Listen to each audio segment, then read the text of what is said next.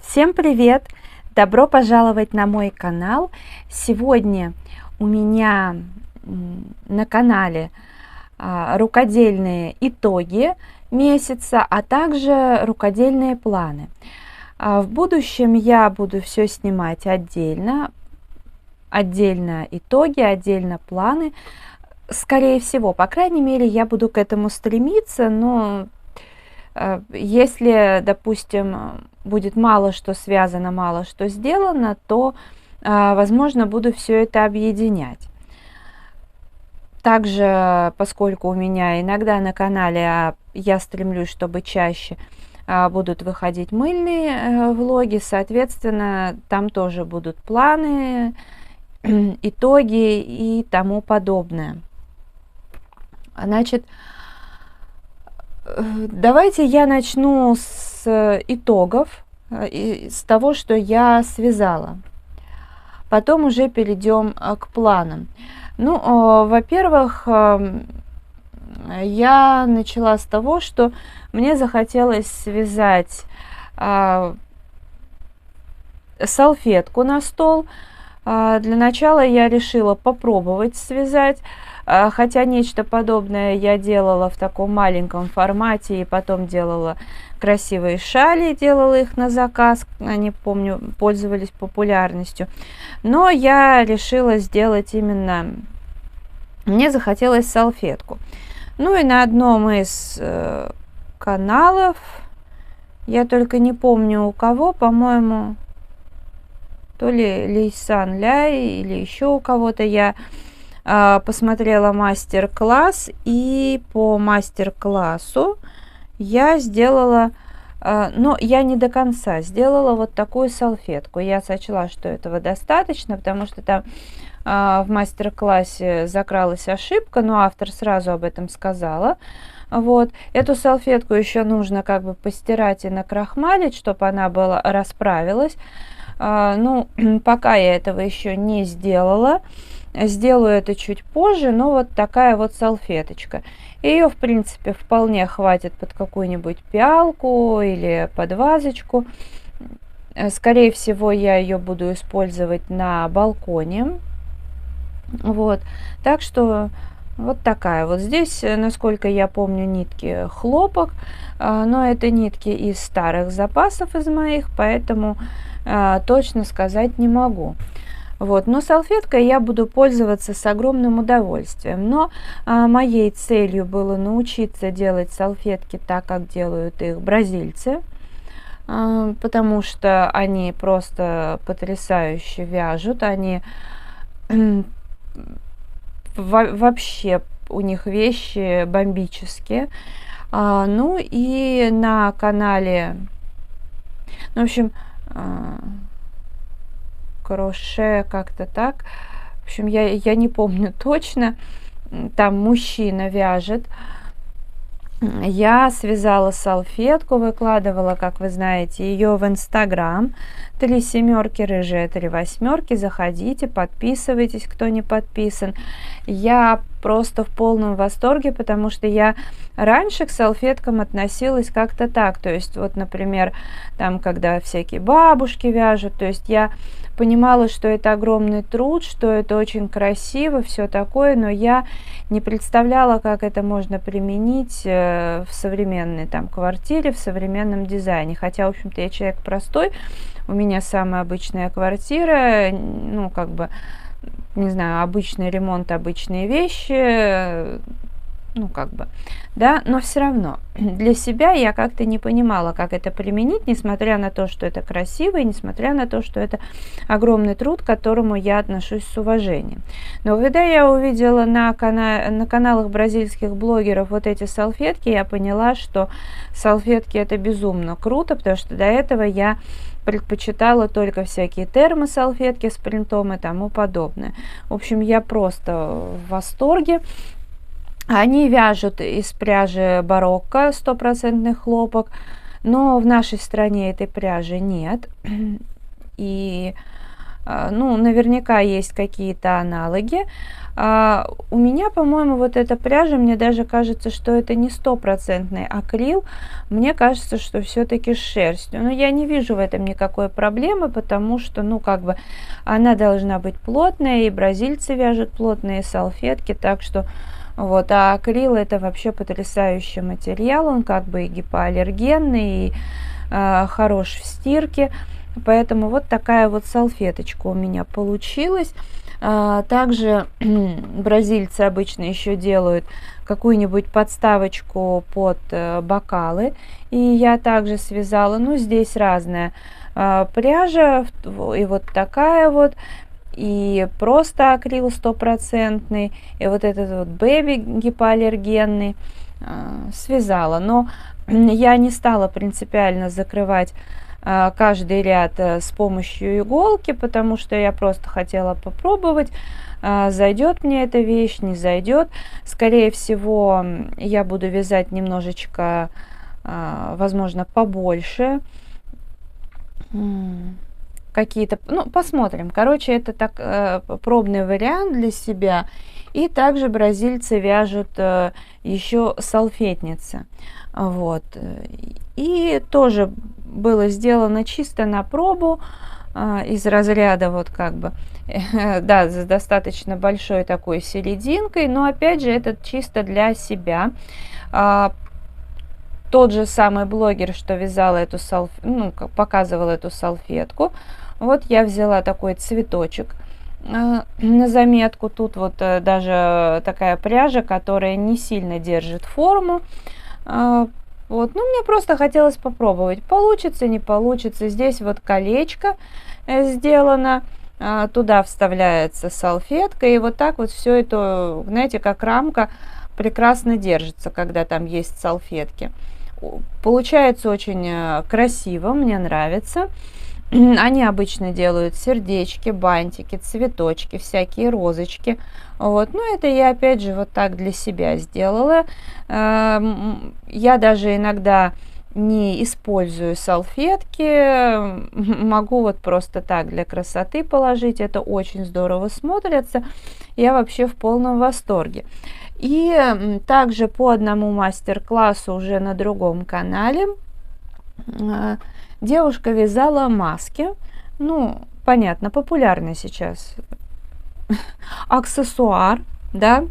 И сначала я взяла вот такую пряжу, потому что просто сидела на кухне, что-то готовила, пока ждала там что-то приготовиться, чтобы, короче, не убежала. У меня лежала вот эта пряжа, и был крючок номер 3.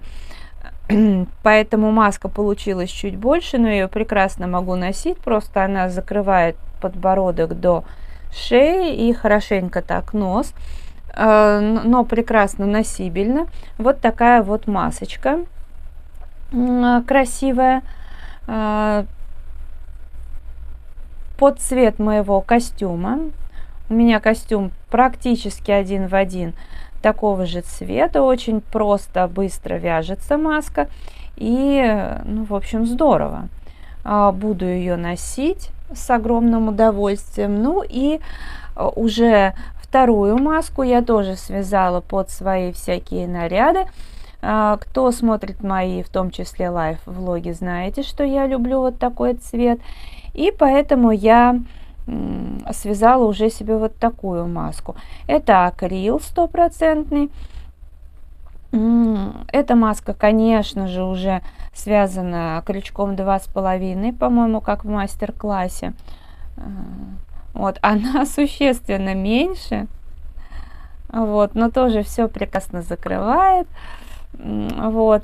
Кстати, от обычной медицинской маски вот эта маска, она больше примерно вот настолько я сравнивала. Вот. Но на самом деле все это хорошо смотрится, все это как бы нормально. Вот. Это чисто закрывает нос, рот, достаточно хорошо прилегает. Вот. Так что я тоже буду носить. И летом можно носить, потому что акрил это, ну, знаете, такой... Это моя самая любимая пряжа, потому что с акрилом летом не жарко, зимой не холодно, при этом нет вот этой какой-то аллергической реакции, еще чего-то. В общем-то, такая масочка. Там еще в мастер-классе было, что показана мятная маска и розовая, но на мятный розовый цветочек, на розовой маске мятный цветочек. Очень красиво. Ну, в общем, я так пробовала, потому что я очень давно не вязала. Одно время я плотно прям так вязала на заказ. Да, и еще сейчас я покажу одну вещь, меня просили. Просто я вязала это в ноябре или в декабре. Я вязала гетры себе, и меня просили показать. Просто я хотела, предыстория, я хотела себе связать что-нибудь. Сначала купить на Новый год какие-нибудь новенькие носочки новогодние, но они все были в красных тонах. Это, конечно, очень красиво, но красный цвет я не использую, потому что я не знаю, как так получается, но красный цвет всегда мне приносит неприятности. И мне хотелось что-то синее. Я посмотрела в Ашане, на тот момент ничего именно подходящего вот так вот, чтобы мне зашло, не было. И я решила себе связать. Уже много позже появились всякие там носочки, причем даже после Нового года. Я вообще не знаю, что происходит с нашими магазинами.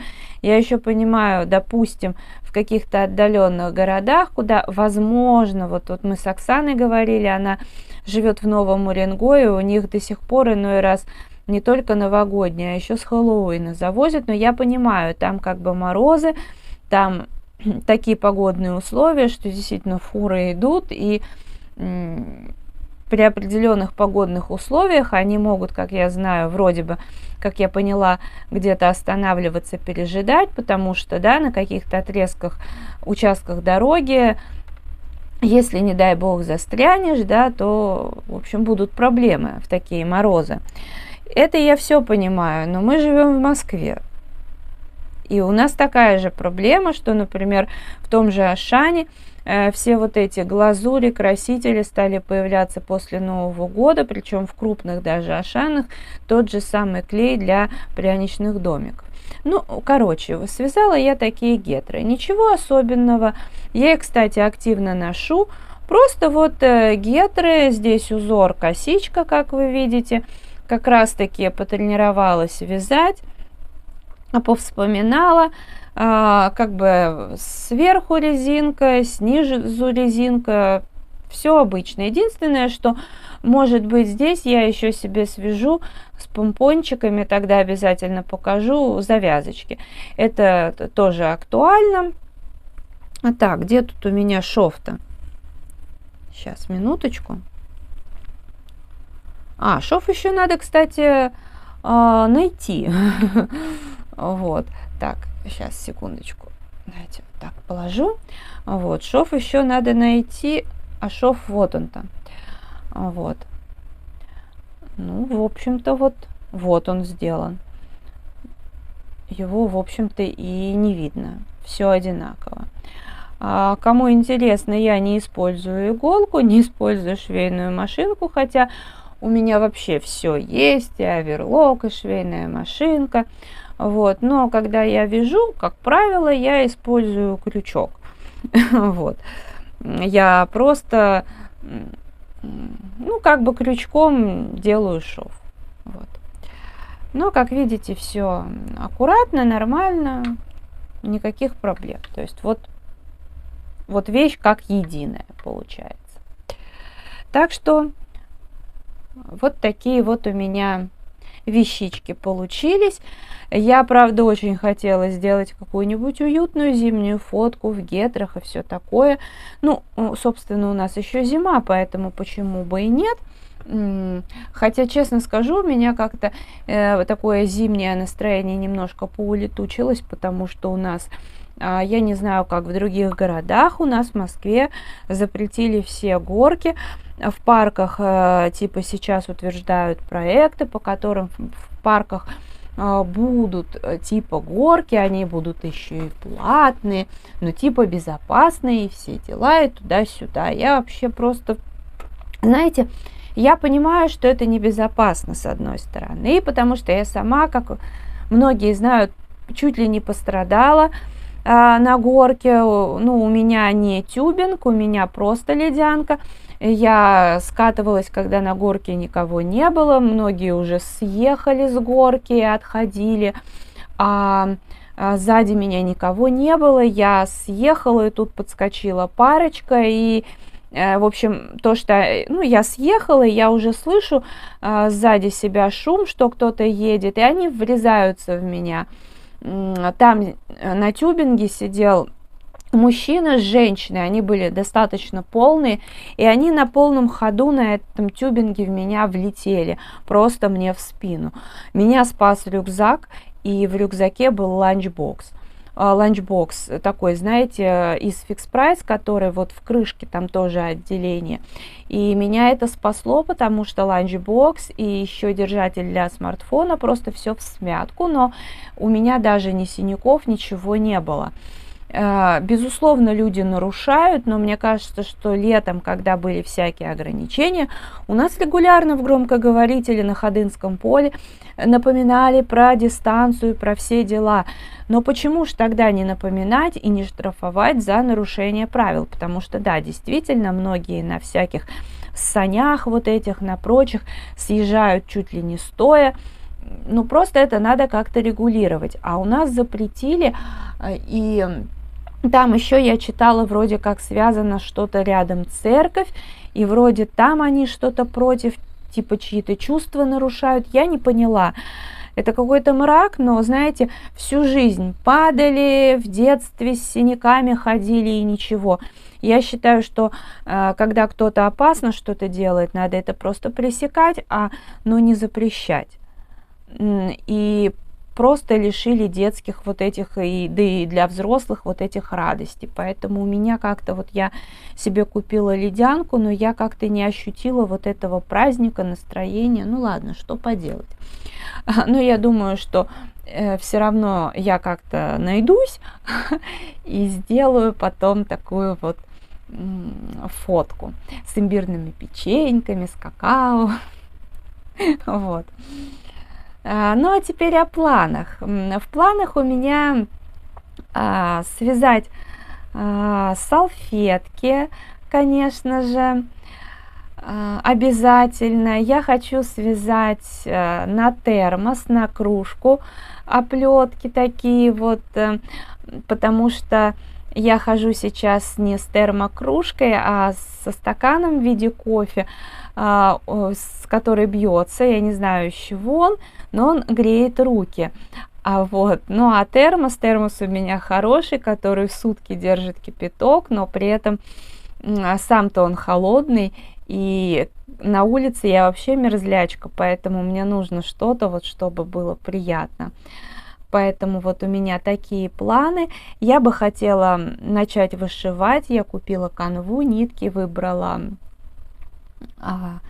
иллюстрацию, уже там загрузила схему и, возможно, тоже надеюсь что-то такое начать вышивать. Это, правда, не точно, потому что меня вот именно тормозит, что у меня будет все с нуля. То есть вышивать я умею, но тут просто главное начать. Также у меня есть в планах, я показывала халат новый. Это типа ивановский трикотаж, он очень длинный. Я хочу отпороть карманы, укоротить его. Он пушистый такой, белый, а из оставшейся ткани сделать себе зимнюю сумку пушистик. Ну и еще кое-какие планы. Конечно, я не совсем уверена, что я осуществлю это все, потому что на моем канале еще и существует видео о раскрасках, существуют лайф-влоги, видео о уборке. Плюс моя основная работа — это танцы. И вообще я веду очень активный образ жизни. Плюс мыловарение, но тем не менее буду стараться радовать вас видео. Так что, если оно вам понравилось, ставьте лайк, подписывайтесь на канал, заходите в Инстаграм 3 семерки, рыжие 3 восьмерки, жмите на колокольчик, чтобы не пропустить новые видео. Я благодарю вас за просмотр, желаю здоровья, настроения, вдохновения, уютных творческих вечеров. До скорой встречи. Всем пока-пока.